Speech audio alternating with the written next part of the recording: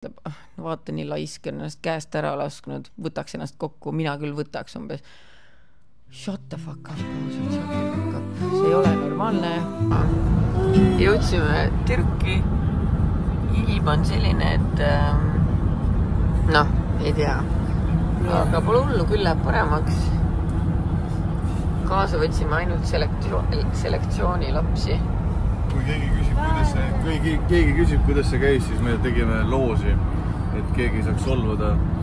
Loosis oli 3 nime ja nemad kõik osutasid võitlevad. Mari, kas sa said insuldi just? Maril on alati nii, kui kaamera käima paneb, siis see on nagu see röntgen, siis see tegelik pole tuleb välja. No, mis paha küsimus? Mul on kakahäda. Nii. Aeruta.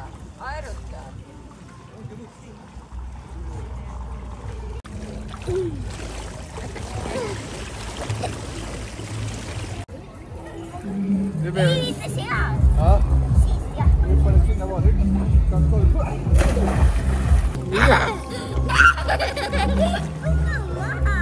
Ära kukkugi.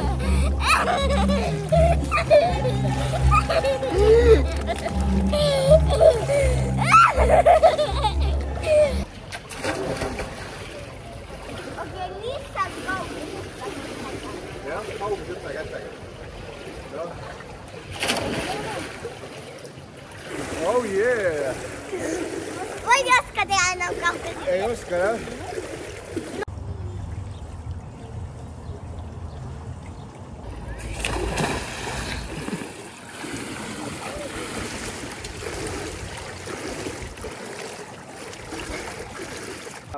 Ta ütles, et ta on selle kompromissiga nõus, aga ainult sellisel juhul, kui ma avaldan siis vabanduse tema ees oma story'sse. Mul on nii hea meel, et me saime nii lihtsasti ühe kohtuasja täiesti ära jätud. Super, suur aitäh! 1000 vabandust sulle, Birgitte, see tuli mul otse südamest. Okei.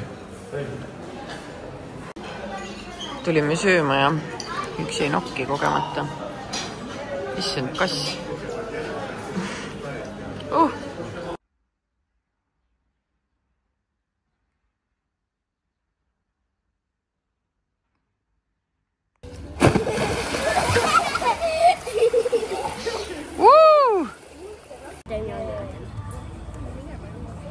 Malju saab massaaži praegu. Küll see on alles elu. Ja sina teed. Ma kuulsin, et sina teed selja peale ja tema teeb jalgu. See oli soovitus, mitte käsk. Märten, sina teed sellega. Olgu, ma teen sellega. Ma hakkan siit kohe päriselt masseerima küll. Sul on siin niimoodi kinni.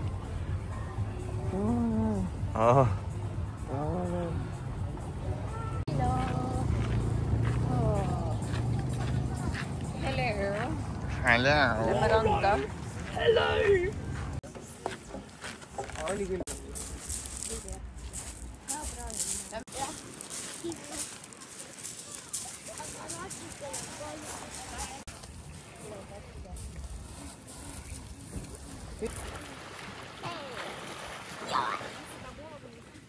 Meie Mariga käisime ujumas, ülejäänud istuvad siin nagu töllakad. Räägi enda eest, ma olen nagu mitte töllakas. Siis 2 töllakat on siin on mitte töllakas. Aga väga mõnus oli. Miks sina ei lähe vette musi? Sest et see on külm ja mulle ei meeldi külm. Külm on ainult korraks. Alla ühte peale. Te ei tohi ringilisi kive võtta, et peab nagu siuksed võtma nendega. Vastu küünt lõi nendele. Kes see? See natuke on nagu koopamees, aga... Natuke on. Saingi. Said või? Näe. Nii. Siin kahjuks ei ole fossiilisi. Ma panin ühe suure kivi alla. Ma panin lihtsalt ühe kivi alla. Topsin. Näed, saingi ühe kivi jälle pooleks.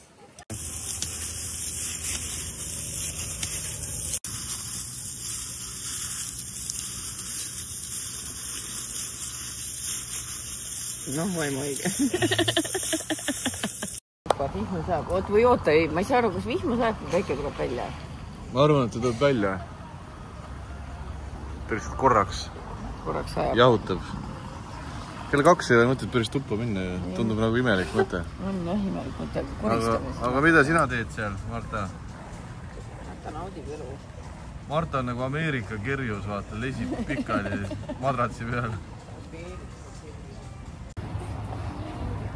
Marta on nagu viimane narkomaan maas teki all laulab oma ette.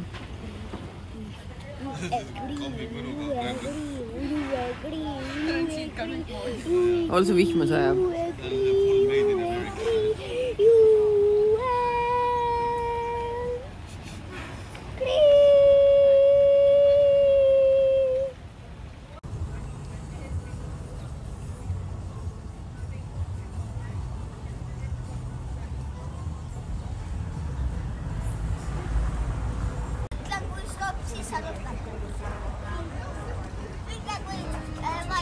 Ma olen valmis.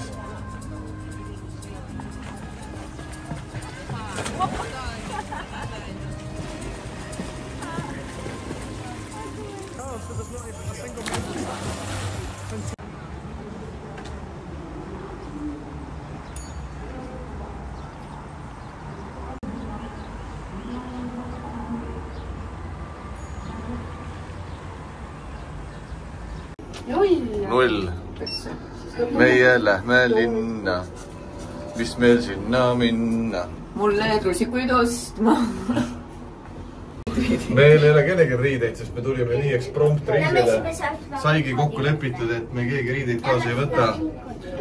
Pellul on näiteks 3. päev samad trussikud jagas. Kurat, vale korruse peale läksin ka. Ei, ühesõnaga me lähme vaatame, äkki saab kuskil süüa lisaks hotellitoidule. See on tõsi. Aga ei ole tõsi. Mul meeldis Mari on nii, mul ka, issand, sisters. Kuule, mul on käid need ühed trussikud, millega ma tulin, nii et... Ja ma ei kanna üldse trussikuid, nii et...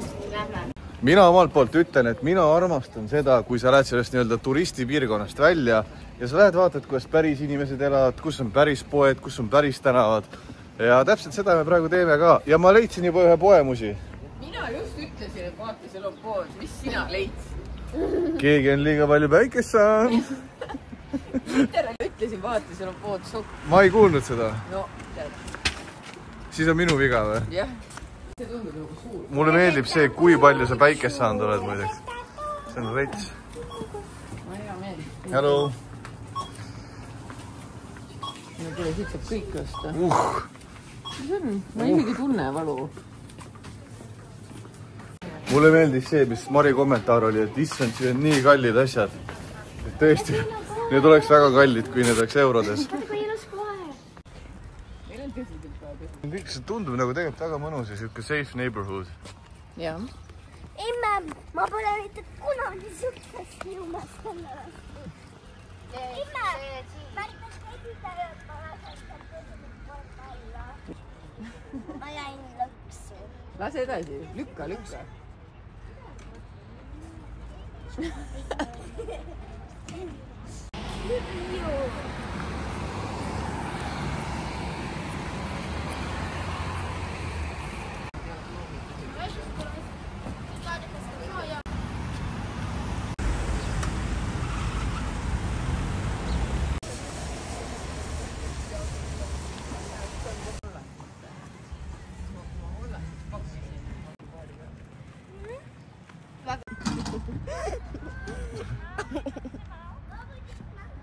Ta tuli mu põlve peale ka.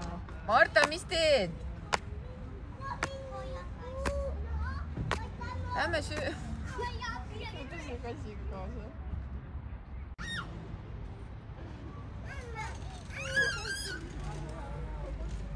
Oi, Marta. Sa ikka tead, et... Said endale sõbra või? Ära anna seda emmele, emme ei taha seda. Ma teen pilti. Ohoo, kui nunnu. Vaata, kui sõbralik ta on. Issand.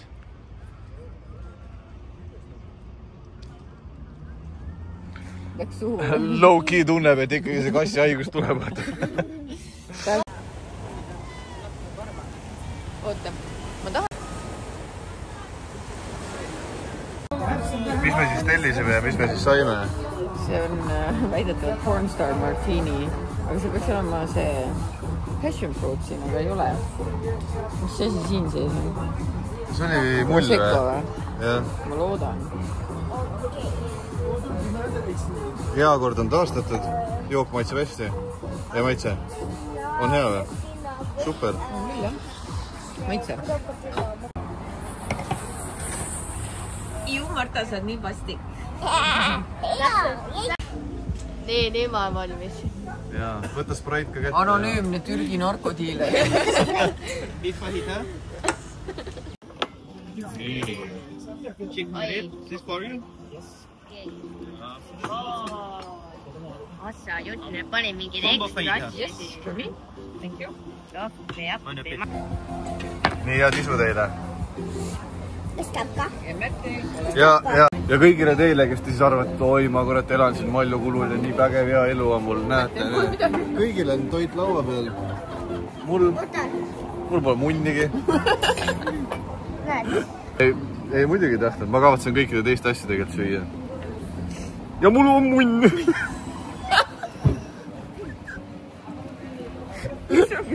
No teen lihtsalt huumorit ja tegelikult ei ole.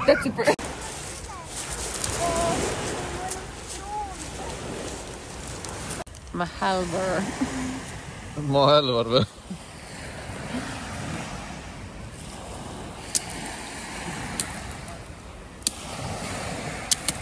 Värvid läbi inimene. Marikas. Kõik hästi või? Mari, kas sul on vaimsed probleemid või? Proovib tuld teha. Vaata, ma selle. Nii raske. Mis sa teha proovid? Ja ma tegin sellega, selle katki siit otsast. Ja ma ei tea, kus otsast. Okei. Cool. Ma ei tea täpselt. Sa võid nendega mängida ka. Marta tahtis kivimassaaži. Ma ei tea, kuidas see käib. Oo, mul tuli üks mõte. A ja K. Praegu. A ja K. Ongi.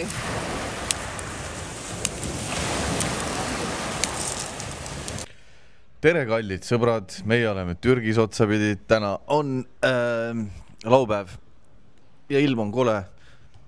Ja meie... Nii kole on. No on ikkagi pilves, vaata. Pilvine ilm on, jah. Aga meie alustame hommikut hoopis sellega, et BSA pani mingid imelikult storid netti jälle. Ja ma ütlen omalt poolt, mina, kes ma ei ole ise lapsi sünnitanud, ma olen ikkagi olnud vahepeal lastele pidanud olema ema, näiteks kui mul oli poiss pisikene, 6 või 8 kuun äkki, ja siis ma olin üksinda 6 aega 2 lapsega maal. Toitsin, kustutasin, pissitasin, kõiki neid asju tegin, eks ole. Nii et ma saan kaasa rääkida, mul on kvalifikatsioon kaasa rääkida sel teemal, mida ei ole BSA-le. Ma läksin paksuks, et sa teaksid. Et ma tõesti läksin paksuks, sellepärast, et sa ei saa enda eest hoolitseda, kui sa hoolitsed teiste eest. Vähemalt mitte selles mastaabis, sellises vanuses vähemalt mitte. Võib-olla saaksid, aga sul on prioriteedid. Nii, ma toon siis selle vlogi selles suhtes mingil määral kokku, et see algas siis sellega, et me tulime Türki. See juhtus täiesti kogemata, sest et meil käisid Kertu ja Margus käisid külas, mis mingi päev siin. Üks päev. Üks päev. Ja kuradi jälle seda šampagnet sai rüübatud. Ma teen seda korras, vabandust, nagu seal koera videos. Who did it? Okay, mul läks läppesse. Ja siis ma hommikul ärkasin ja ma tundsin, et nii külm on ja päikest ei paista ja ma tahan kuskile sooja. Ja siis otsisime piletid, tähendab, alguses tahtsime mingi paketikat, tuusikut või midagi. Ja saad aru, ütlevad, et ei ole tänaseks homseks, niimoodi ma nagu küsisin. Isegi üle homseks ei olnud, aga siis ma olen väga tark. Ma ei tea, kuidas. väga tark, mitte väga, vaid väga tark ja ma läksin Tallinna lennujaama lehele, vaatasin, et Sun Express tuleb Türki, läksin Sun Expressi lehele, saime sealt piletit 87 € pilet, nii et ma ei tea, keda huvitab, siis ma arvan, et see Sun Express käib siin tihti. Ja ise võtsime bookingust hotelli ja ütleme nii, et suht säästureis ja kui keegi küsib, mis hotellis me oleme, selle nimi on Megasarai, see ei ole the best hotell, see ei ole ka the worst hotel. Ta on nagu suvaline, mingi väike lastega siia vist ei oleks väga mõtet tulla, sest et siin ei ole nagu seda lasteala, siin on 2 basseini, tavaliselt lihtsalt basseini. Aga see on ilus promenaad on tegelikult. Aga ilus promenaad, nagu selles suhtes, et see on okei puhkus, täitsa okei ka. Ja mida me oleme siin siis teinud, me oleme 3. päev läheb praegu siin. Et esimene päev me jõudsime me jõudsime ikka hommikul, aga ei olnud nagu nii päiksepaisteline, pärast hiljem tuli päike välja. Ja eile meil oli full mingi päevitamise päev, käisime rannas ja päevitsime basseini ääres ja käisime söömas õhtul, mitte siin hotellis, vaid kuskil teises restoranis. Siin on jube palju kasse, nii et lapsed on väga õnnelikud. Ja täna on jälle meil siin pilvini ilm, nii et me mõtlesime, et rendiks auto ja sõidaks natuke ringi, aga mind takistas natukene see, et mul on 2 kuud vahepeal tekkinud sellised imelikud pearinglused ja silmade eest virvendamised, et mul praegu korraks hitisse ja me tulime tuppa ja ma lootsin, et ma natuke nagu pikutan ja saan ennast kokku võtta. Aga siis kurat jälle keegi saatis mulle Brigitte story'd ja ma ütlen ausalt, nagu mulle tundub, et see inimene muudkui nagu tahab ennast kogu aeg rohkem kaevata kuskil auku, sest et ma saan aru, et ta vihkab mind. Aga ta ei saa aru, et ta ei saa sõimata 72 000 inimest massiliselt, sest et need ei ole ju kõik sama inimene. Aga praeguseks ta on öelnud, et kõik mu followerid on üksikemad, aga enamasti üksikemad, elavad maal, on korpulentsed, kindlasti ka vaesed, lollid, sest haridust ei ole algharidusega ja nüüd miskipärast ta räägib kaisvatest argivahedest, aga ma arvan, et see on rohkem, kuna ta ütleb, et see on tema enda kogemus, siis ma eeldan, et ta lihtsalt tahab mainida, et tal argivahe haiseb, mis on okei. Ma soovitan, selles suhtes, et see on midagi peaks rohkem ette võtma, kui teda saabida, ma soovitan teile arsti juurde minna, kui teil on selline probleem, ma arvan, et see on mingi seenhaigus, aga ma ei ole ka ekspert või mingi suguhaigus, mis on hullem, nii et te peaksid veel kiiremini pöörduma arsti juurde, aga tundub, et need on kõik ravitavad. Aga mis meid siin praegu rentima pani, kuigi ma tegin hunniku storysid ka, siis ma lõpetasin story'd ära ja me rentisime Märteniga siin edasi teemal siis laste saamine ja kaalu geinimine. Jah, et sa võtad ikkagi juurde, kui sa lapsi saad. Mul on 3 naisega õnnestunud saada lapsi. Ehk siis ma olen olnud neil kõrval, kui nad on olnud rasedad. Iga kui viimane neist võttis juurde vähemalt 20 kilo, kui ma õigesti mäletan. Ja keegi, kõik olid sellised normaalkaalus tüdrukud, eks ole. Ja siis oli ka mingi 90+ kilosid ja sellised asju ma mäletan, eks ole. See on paratamatus, mina arvan täna, et enamus inimesi võtavadki juurde, kui sa oled rase. Need, kes juurde ei võta, sul on kas geneetiliselt tõesti nagu üli jopanud, et sul kõik käib kergelt läbi, eks ole. Sest tegelikult on ju ette nähtud, kes ei tea, kui sa jääd lapseootele, need kilod, mis su külge tulevad, on tegelikult hilisemaks. Su keha, ma arvan, see on minu teooria, võib-olla on päriselt ka nii. Keha võtab neid kilosid selleks, et sul pärast piima toota, siis see rassis, mis sinu keha peal on, kasutatakse väga tihti selleks. Et nagu, no jah, aga mõnikord see keha uieb su ära, teeb sind rasvaseks, piima jaoks, siis hakkad imetama, siis ta mingi tegelikult mul ei ole seda vaja, värdjas. Aga mina esimese lapsega, jällegi see on siis geneetiline, Mariga ma võtsin juurde täpselt 10 kilo ja need 10 kilo tulid mulle niimoodi pupp kõhtu ja lott tekkis mul ka, aga üldiselt ma olin ikkagi, käed-jalad olid kõik täpselt samasugused, ma olin ikkagi fairly sale. Lende ootamist ma ei mäleta üldse, see vaene kuradi keskmine laps midagi ei tea temast. Ja Martat oodates siis oli juba vorm olemas. See vorm oli olemas, aga naljakas oli sellega see, et ma mäletan, et kui ma Martat ootasin ja ma olin nagu lõpurase, siis iga kord, kui ma arsti juures käisin, siis arst oli mingi oi, küll te olete suur, küll teil on issand, see laps on kindlasti hiiglane, te olete nii suur naisterahvas. Ma olin nii solvatud, ma olin nagu esiteks I'm slim as fuckboy, ma ei ole üldse suur. noh, nüüd kui ma neid pilte vaatan, paneme selle siia videosse peale, ma otsin teile ühe hea pildi, no ütleme nii, et okei, võib-olla ma olin natuke suur, mul oli kõht suur, ma ei olnud nagu üldiselt, ma arvan, nii suur. Aga see ongi huvitav, mina näiteks ka, kui ma olen vaadanud neid pilte minevikus kunagi, et milline siis mu rasekaaslane välja nägi, sel ajal, kui ta oli lapseootel, ma ei näinudki, et ta nagu nii suur on, aga päriselt aga see pärast tagantjärgi vaatad, et okei, tõesti. Aga tead, ma arvan, et see on üldse selle kaaluga niimoodi, et vaata, kui sa oled kellegagi koos ja iseendaga ka, kui sa vaatad iga päev peeglisse, et see kaal tuleb tasahilju. See ei tule ju nii, et sa ühel päeval ärkad 10 kilo raskemana. Jaa, kas mäletad, kui ma näitasin seda pilti, milline ma välja nägin, kui ma olin Liinaga? Paneme selle ka siia otsime. Kui me leiame üles, see oli nagu... Ma hakkasin ükskord vaatama neid, mul on alati see olnud, et kui ma olen stressis, siis ma hakkan õgima. Ma olen väga emotsionaalne sööja. Aga see, kui jube ma välja nägin seal suhtes tegelikult, see on nagu horrid, sest nii kui see suhe lõppes, siis ma läksin väga ilusaks. No. Ja siis ma ükskord nägin seda pilti ja ma mõtlesin, shut the fuck up. Aga mis me siin Märteniga sellest kaalu asjast veel omavahel rääkisime, et nagu ma stories mainisin, et vaata, kui inimesel endal lapsi pole, siis on väga keeruline ette kujutada, milline see elu olema saab. Mina näiteks mäletan, et enne kui mina lapsed sain, siis ma kujutasin ette, et elu lastega on umbes selline nagu vaata filmides. Et ma saan beebi ja siis mul on beebi ja siis kõik on nii beautiful. Ja ma ütlen ausalt, ma ei pannud selles suhtes mööda ja see oli joppamine. Mul oli selline tugivõrgustik. Mul oli ju Lea, Kardo ema, kes elas meie kõrval, alguses veel samas majas, pärast kõrvalmajas. Mul oli minu ema, kes ei käi tööl, kes oli iga kell valmis tulema. Kardo jäi ju peale teist last, jäi koduseks isaks. Mul oli nagu inimesi küll ja veel. Mul ei tekkinud kordagi seda tunnet, ma ei jõua, ma ei saa, ma ei jaksa vaata. Mul oli alati keegi, kellele ma sain lapse ulatada ja öelda, kuule, tead, ma tahan praegu seda teist või kolmandat teha. Noh, ma ei tahtnud küll trenni teha and I did not, aga ma mõtlen lihtsalt, kui me räägime siin ka vaimsest tervisest, sest et tegelikult see, et mingi laps kogu aeg ainult sind vajab, ta on sinu küljes, see on hästi koormav tegelikult.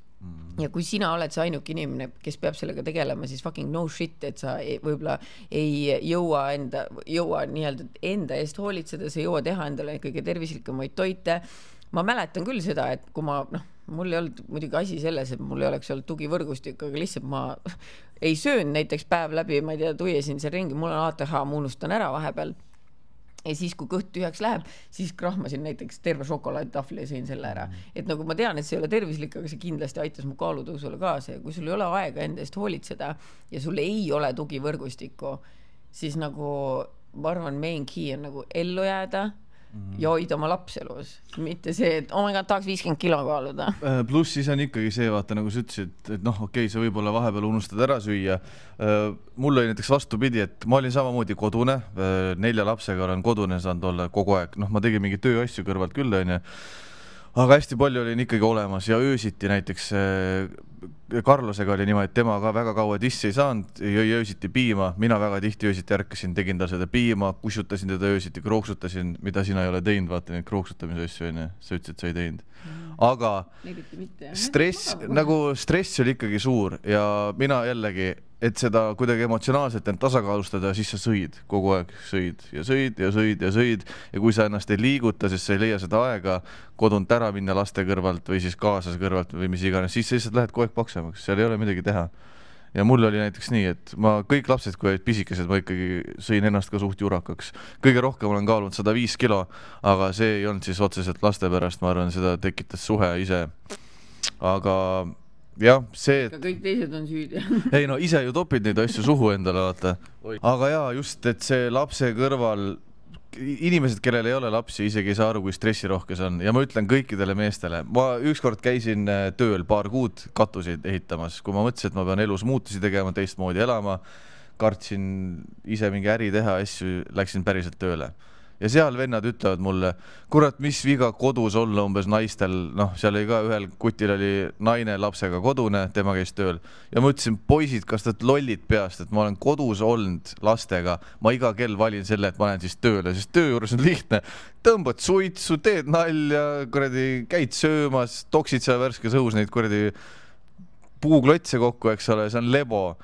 lapsega kodus olla, see on üliraske, ülistressirohke tegelikult. Eks see muidugi oleneb ka sellest, et mis tööd sa teed, on ju, aga ma arvan, et iga jällegist, kes on lapsevanem olnud, nõustub sellega, et ükskõik kui stressirikas su töö ei ole või kui koormav see ei ole, siis sa oled ümbritsetud täiskasvanud inimestega. Sul on õigus minna lõunapausile, sa saadki öelda, et nii, nüüd ma pool tundi ei tee midagi, ma lähen söön, ma lähen kõnnin ringi, ma vaatan oma sarja, whatever, on ju. Kui sa oled kodus ühe veel hullem mitme väikse lapsega, siis nad tahavad sult kogu aeg midagi, eriti kui me räägime veel imikutest, sest et suuremad lapsed, nad saavad mingite asjadega ise hakkama. Imikud, sa oled kogu aeg kellegi ori basically ja ma mäletan, mul oli, või Lendega oli see, et Lende ei võtnud mul lutti, mis lihtsustab ju väga elu, laps hakkab kuskil vigisema, paned lutti suur, nad jäävad tavaliselt magama, aga Lende ei võtnud lutti. Lendet ma pidin kogu aeg tissi otsas hoidma ja ma ütlen ausalt, mul tekkis lõpuks, ma arvan, see oli 9.–10. kuul, mul tekkis siuke tunne, et ma ei saa hingata. Ma ei saa, mul on keegi, mingi puuk on mul küljes kogu aeg ja ma ei saa hingata, aga ma ei saa ka midagi teha, sest et see on see viis, kuidas ta sööb, on ju. Ja ma mäletan, et ma lihtsalt lamasin seal voodis ja mõtlesin, nagu reaalselt palun, jumal, saa läbi ükskord see aeg, et ma tahaks oma keha tagasi, ma ei taha, et keegi lutsutab mu nibu kogu aeg. Ma tean, et sounds fucking horrible, on ja ma ei tohiks oma lapse kohta nii mõelda, aga see oli nii. Ma ei tundnud seda muidugi iga sekundi kogu aeg, aga see hakkas aina rohkem tulema, et oh my god, I cannot breathe, et keegi kogu aeg katsub ja puudutab mind ja ma arvan, et see on nagu see nagu ma ütlesin, mul on ATH, see on mingi siuke sensory overload thing, et ma ei suuda, kui keegi mul kogu aeg elab seljas, on ju, aga mul oli hästi, mul oli endiselt, mul oli Kardo, mul oli Lea, mul oli alati keegi, kellele ma sain öelda, et imetan ära, okei, seda sain ainult mina teha, aga siis ulatan lapsed asjad, et okei, kuule, I need to breathe, nagu mul on vaja natuke omaette olla. Aga enamustel inimestel koduelu, ma ei ütle kõigil, aga enamustel koduelu näeb välja selline, naine saab lapse, mees on alguses natuke kodus, siis ta läheb tööle ja naine jääb selle lapsega üksi ja siis tema tegeleb kogu selle asjaga, kõik need magamata, kõik need toitmised, kõik need mähkme vahetamised. Kui sul on veel laps, kes rohkem nutab, issand jumal, see teeb asja veel keerulisemaks ja veel hullem, seda ma ei taha ettegi kujutada, kui laps sünnib mõne meditsiinilise vajadusega. Ja ma olen TikTokis aeg-ajalt hüppavad ette need perekonnad, kellel on mingi erivajadusega laps, meditsiinilisi asju, mida nad kõik peavad tegema. Saad sa aru, ma ei kujuta ettegi, ausalt, my respect, ma ei kujuta ettegi, et ma peaksin basically mingi meedikuks hakkama seal kodus, on ju, need emad teevad kõik asju ise, mingi vahetavad mingit sonde, ma ei tea, mis asju, on ju. Ja kujutage nüüd ette, et siuke ema kõnnib oma lapsega tänaval ja siis vaatab mingi Brigitte-sugune, et paks, kuradi viitsi. Käest ära lasknud, mingi mina küll ei laseks ennast käest ära, ma kuradi imen oma selleri mahla. Nii, kujutage nüüd ette, et sul on niigi raske elu, selles suhtes, et sa pead nii palju endast panustama, sa pead literaali oma last elus hoidma nii mitmel viisil ja siis kõnnid selle lapsega tänaval ja siis mingi Brigitte-sugune vaatab ja ütleb, vaata nii laisk on ennast käest ära lasknud, võtaks ennast kokku, mina küll võtaks umbes. Shut the fuck up, ausalt, shut the fuck up. See ei ole normaalne ja arvan, et tegelikult me võime siin rääkida mis iganes, on ju, aga Brigittele ei saa neid asju selgeks teha enne, kui ta ise lapse saab ja ma loodan siiralt, et ta selleks ajaks on mõistuse pähe võtnud või siis võtab koos lapsega. On ju? Yeah. Marta, mis sina arvad paksudest inimestest? Midagi ei arva? Ma on ise paks. Mida? Ma on ise paks. Tõmbus kõhu paljaks. Ühesõnaga, võtame siis meie selle vlogikese kokku sellega, et meie jätkame oma elu siin Türgis, vaatame äkki saame ikkagi selle auto renditud ja saime ka ära renditud, saame renditud ja kohtume teiega siis mõni teine vlog. Sayonara! Nagu kõikjal maailmas peaks kõnepüüdja saama minna ja seda mugavalt vastu võtta. See on tõde. Yes, I agree. Ama burada böyle değil. Her taksinin kendi bölgesi var ve sadece kendi bölgesinde yolcular. Tegelikult on see väga retsi mõelda niimoodi, et terve päeva teeb tööd meie taksojuht, ta on endine politseinik kusjuures ja ta rääkis ka, et Uber on olnud siis nüüd Türgis siin Antalyas kuskil aasta aega, aga neil on omad tsoonid üldsegi, nad ei tohi oma tsoonist välja võtta teist inimest, sa ei tohi võtta turisti peale ja teda viia mingi ekskursioonile näiteks. Kui sa võtad väljapoole enda tsooni inimese peale, sa saad 1000 liiri trahvi, mis on siis umbes 25 euri ja nad teenivad päevas 25 euri, nii et ütles, nad ei saa sellega nagu riskida. Siin ta näitab ka, et 12 tundi päevas, palju ta siis teenib, arvutab maha veel ja see 2600 on siis see, mis jääb lõpuks nii-öelda talle endale. Ja olen 11 rumalatest kadedustest. Ja.